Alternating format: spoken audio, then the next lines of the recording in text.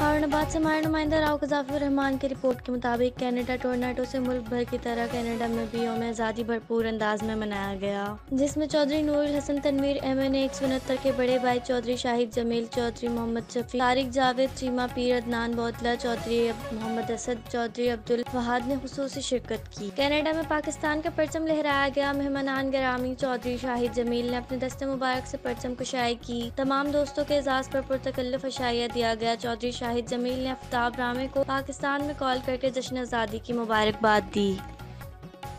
खबर शामिल करते हैं कोयटा बलूचिस्तान से। कोयटा मशरकी बाईपास से पहली दफ़ा 14 अगस्त को रैली निकाली गई। रैली में पाकिस्तान अमन कौंसिल का मरकजी चेयरमैन मलिक उबैदुल्ला साहिब, पाकिस्तान अमन कौंसिल मरकजी वाइस चेयरमैन सरदार लतीफ़ जाफर साहिब शरीक थे। यौम आज़ादी का जुलूस सरदार साहिब, पाकिस्तान अमन कौंसिल कोयटा चेयरमैन अली खान ब्रेज, पाकिस्तान अमन कौंसिल के मेंबर मोहम्मद अली आफ्ताब की क़यादत में निकाला गया, जिसमें इलाके के तमाम नौजवानों और बुजुर्गों ने बड़ी तादाद से शिरकत की।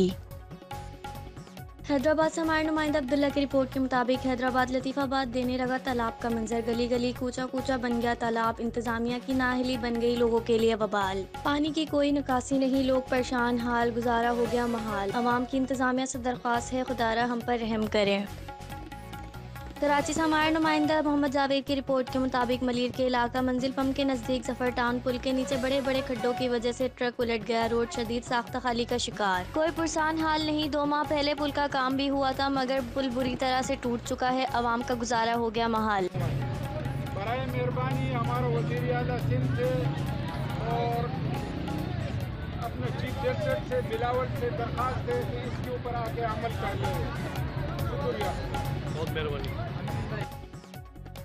हारूनाबाद से हमारे नुमाइंदा गजाफर रहमान की रिपोर्ट के मुताबिक तहसील हारूनाबाद में फलाही इत्तेहाद के जानिब से वापडा ऑफिस में मीटिंग हुई। फलाही इत्तेहाद अंजुमन ताजरीन के एक्शन वापडा के बिलों में इजाफी 6000 टैक्स बिलों की बरवक्त फराहमी के हवाले पर एहतजाज। एक्शन के जल्द अज जल्द बिलों की दुरुस्तगी के हवाले पर यकीन दहानी। जैसे ही सर्कुलर आते हैं बिल दुरुस्त कर दिए जाएंगे, तभी अवाम को सुकून मिलेगा। खबर शामिल करते हैं कनकोट से। सिंध समाल इंडस्ट्री ग्रुप स्टेट ऑफिस कनकोट बारिश के पानी में बुरी तरह डूब चुके हैं और ऑफिस भी काफी साख्ता हालत में है। इमारत किसी भी वक्त गिर सकती है। ये सब देखकर भी सिंध हुकूमत और इदारे खामोश तमाशाई बने हुए हैं। इदारे के एम्प्लॉयज के पिछले 2 माह से तनख्वाह नहीं दी गई। किसी की जानी या किसी भी किस्म के नुकसान होगा तो इदारों के ऑफिसर्स और सिंध हुकूमत क्या करेंगे? इंतजामिया के लिए बन गया सवालिया निशान।